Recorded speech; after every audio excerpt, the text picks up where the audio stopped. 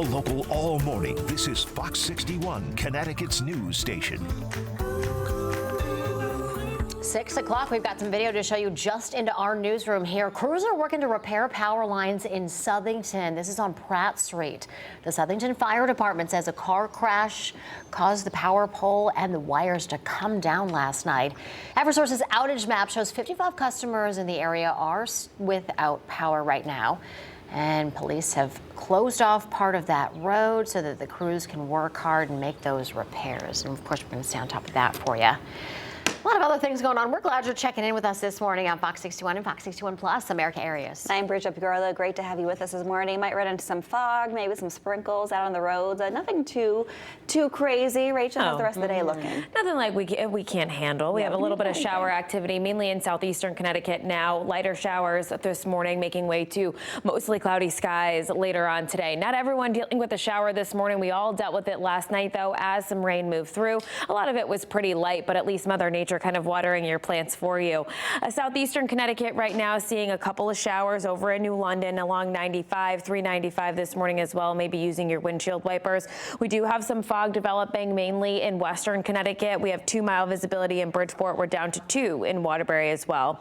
Temperatures out the door, 53 in Torrington, 55 in Hartford. We're close to 60 degrees in New Haven. So we have cloudy skies for the most part, a shower or two this morning, making way to cloudy skies later on.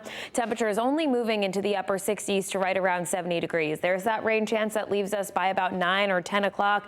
Otherwise, we have those clouds that are going to build in. Highs today around 68 in Derby, 69 in Hartford.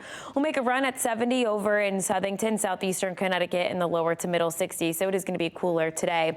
By Friday, there is an isolated shower, a thunderstorm chance. Heavier rain moves in for the first half of our weekend. We'll have more details on that coming up in just a bit. As we check in with the roads here at 6:02. Well, we look pretty good across the state this morning, so no major delays to tell you about at this hour. A live look outside over in Windsor to the 84 interchange, or rather just kind of looking at your drive times now. It's around 3 minutes. New Britain Ave to the Hartford Tunnel is 5. Route 2, no delays over the Founders Bridge. Oh, right now, 6:02, the Waterberry community is still trying to make sense of the shooting at the Brass Mill Center Mall on Tuesday. 5 people were hurt, and the man accused of pulling the trigger went before a judge yesterday. Fox 61's Jamel Johnson has more on what happened inside the courtroom. Police identified the mall shooting suspect as 19-year-old Taewon Washington. He was arraigned in court and faces numerous charges. The prosecution focused on the horrific nature of the crime, and they say it's a miracle that everybody made it out alive. Police Chief Fernando Spagnolo said that Tuesday's shooting started as a conflict among people who knew each other and escalated from there. We see this more and more when it comes to violence, especially gun violence in our community, and frankly, when I talk to my peers across the state in their communities as well. The conflict resolution skills are just lacking, and people just immediately escalate to this act of violence to resolve issues. After police got on scene, they immediately started to connect the dots. The shooter had left through that exterior exit of JCPenney. It exited there into this parking lot and got in a car and left. The state alleges that Mr. Washington was seen on video, that clothes were later seized from him, which matched the clothes that were seen on the video. Chief Spagnolo said that evidence they seized on scene and mall video footage of the shooting and aftermath led them to Washington. We monitored him, his activities. He came with some family members. Surveillance teams were trailing him, and he came right to headquarters. They wanted to report that they were involved in an incident here at the mall. Washington has outstanding charges for reckless driving and was out on a $25,000 bond. Washington's defense attorney argued that he had reasonable belief that his life was endangered during the alleged altercation. The police report here indicates, Your Honor, that witnesses observed a mob of 8 to 10 people hover outside of the store that Mr. Washington was alleged to have been in. They state that this mob provoked him, screaming things like, "Come outside and let's bang it out." In blockading the entryway, Your Honor, Mr. Washington would have also had no opportunity to retreat. While the state argued for a $3 million bond, the judge kept Washington's bond at $2 million and set his next court date for Wednesday, June 4th. Now, police tell us that those 5 victims are expected to recover, and they tell us that 3 of those victims have already been discharged from the hospital. In Waterberry, Jamel Johnson, Fox 61. Jamel, thanks.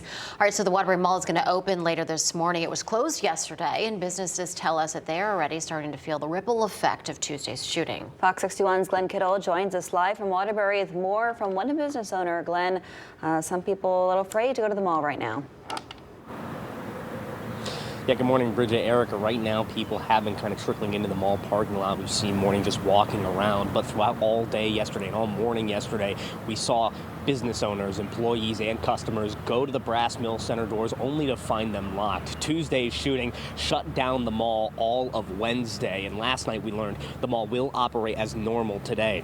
David Dolan owns a CNC unisex hair salon inside the Brass Mill Center. He tells us he was open for the last shooting in the mall back in 2023. He said his business took a hit then, and it's taking a hit now. He received a call from a client yesterday that Dolan has lost their business for good because their family doesn't feel safe at the mall. I had one woman that called me up to ask me to take her off the book for Friday, that her husband was no longer going to allow her to come to the mall. We serve a lot of women, we serve a lot of children. Our business, has a demographic that stretches throughout, the entire family. So things of that nature make them feel unsafe, and obviously is more of a deterrent to come into a mall for, a service.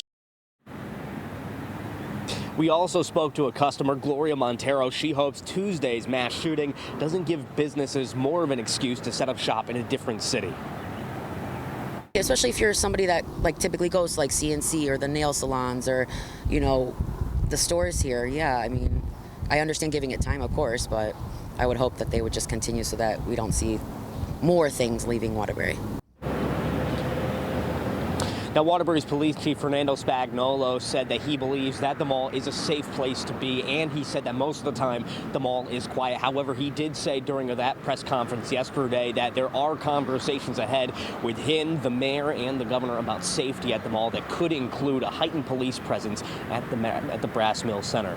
Live from Waterbury, Glenn Kittle, Fox 61. All right, Glenn, thank you very much. We have team coverage on the Brass Mill Center mall shooting throughout the morning. And coming up at 6:30, we'll hear from city and state leaders and why this violence needs to stop. You can also stay up to date on the investigation into the shooting with Fox 61 Plus. Just download it on your TV and watch for free.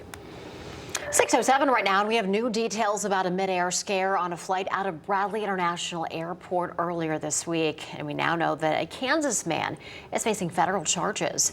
Julius Priester from Wichita is accused of attacking a flight attendant on an American Airlines flight heading to Chicago on Tuesday night. We're told 30 minutes into the flight, Priester stood up, took off his shirt, and ran to the back of the plane as he yelled, "Help me." The Justice Department says he then grabbed a flight attendant, yelling, "You're coming with me," and then forced that flight attendant to the ground and tried to drag them up the aisle. Passengers restrained him. The captain declared an emergency and flew back to Bradley. State troopers took Priester into custody. He is facing a federal charge for interfering with a flight crew, and that carries up to 20 years in prison.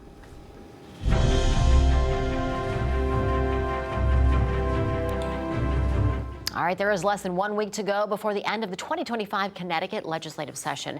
And there's a standoff of sorts when it comes to agreeing on a new state budget. Governor Ned Lamont and top Democrats are at odds over issues like the spending cap and how to pay nursing home workers raises. That pay bump was part of the deal reached days ago to avoid a strike, but it will cost millions of dollars, which makes it harder to factor into a 2-year budget so close to the deadline. House Speaker Matt Ritter says he wants to abandon the traditional 2-year budget plan and pass a 1-year budget.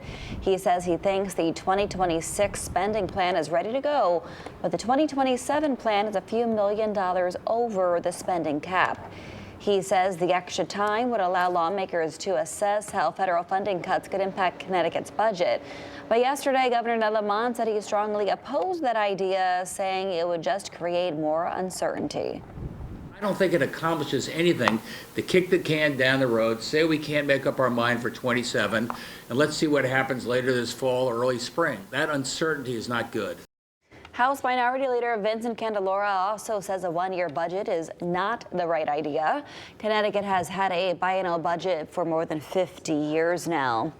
And the governor says he intends to veto a bill that cleared the state Senate yesterday about striking workers. Yeah, the governor says it's just not the legislation that he supports. don't like the striking workers bill. I'm not going to support it. And I guess that means I'm going to veto it.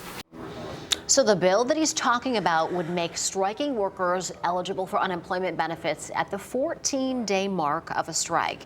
He vetoed similar legislation last year. At that time, he called the bill too vague. This time around, he said it would send a, quote, terrible signal. State GOP leaders applauded the news. They asked the governor to veto the bill if it crossed his desk.